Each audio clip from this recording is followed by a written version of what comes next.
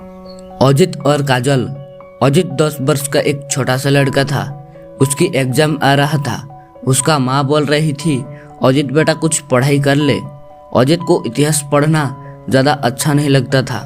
किस किस देश में युद्ध हुआ था, कौन सा साल को हुआ था, कौन कहाँ पर शासन किया था, यह जान करके क्या फ़ायदा होगा, यह बात समझ में नहीं आती थी। क्या करेगा अजित, एग्जाम तो आ रहा था, पढ़ना तो पड़ेगा ही। दिन में 2 बजे इतिहास पढ़ता था। उसी दिन अजित का माँ बाजार गई थी। उसकी छोटा बहन काजल घर पर था। माँ अजित को बोला था, काजल की ध्यान रखना, मैं बाजार से आती हूँ। अजित बुरा फंस गया, क्योंकि एक तरफ इतिहास पढ़ना था और दूसरी तरफ काजल की ध्यान रखना था। वह लगातार पढ़ने के लिए बैठा था, तभी काजल उसके पास आ गया। काजल बोला, भाई मेरे साथ खेलो ना। अजित उसके साथ कुछ समय खेला, फिर थोड़ी देर बाद फिर से अजित के पास आ गया और बोला, मेरे गाड़ी ठीक कर दो ना भैया।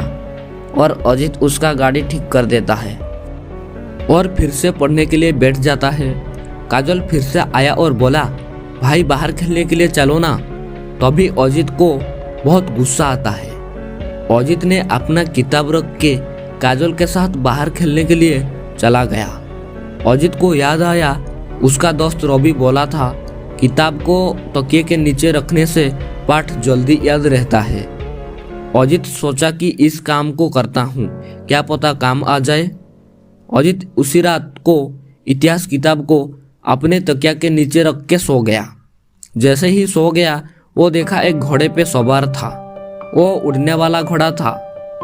एक आदमी उसे चला रहा था। वो आदमी ऐसा कपड़ा पहना था जो कि अजित अपनी किताब में देखा था। उस आदमी बोला, आज हम सारा देश घूमेंगे और कहाँ पे कौन सा युद्ध हुआ था सब आपको बताऊंगा। इस सभी को आप हमेशा के लिए याद रखोगे और कभी भी भूल नहीं सकते। और उस रात अजित वो आदमी के साथ पूरा देश घूम लिया। अजित जब सुबह उठा, तकिया के नीचे से किताब निकाला और पढ़ने लगा। जो पढ़ा सब कुछ उसे याद था। अजित खुशी से जोर से चिल्लाया और बोला, यह तो काम कर गया।